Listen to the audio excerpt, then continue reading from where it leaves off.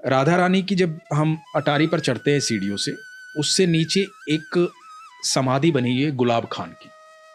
गुलाब खां? हाँ जी। तो कभी गुलाब खां की समाधि पर आप जाइएगा, यदि आप गए हो तो बहुत अच्छी बात है। तो गुलाब खां जो है सारंगी बजाते थे अटारी पर। ओके।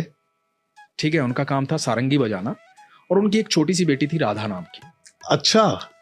तो राधा जो है वो बस एक बेटी थी, पत्नी उनकी थी नहीं।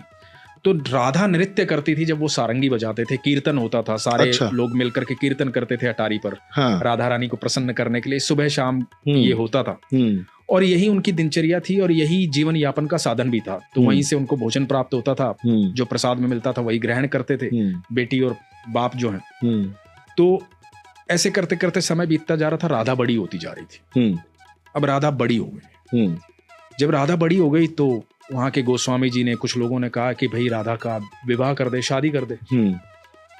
तो गुलाब खान ने कहा कि मैं कौन होता हूँ शादी करने वाला, और मेरी तो इतनी औकात भी नहीं है, हैसियत भी नहीं है कि मैं अपनी बेटी का विवाह कर पाऊं। मेरी तो इतनी आमदन भी नहीं, मैं तो यहीं रहता हूँ। तो मैं कहाँ लड़का तलाश करूंगा, कहाँ शादी करूंगा, मुझसे तो नहीं हो पाएगा। जो होगा राधा रानी देखेंगी। ठीक है।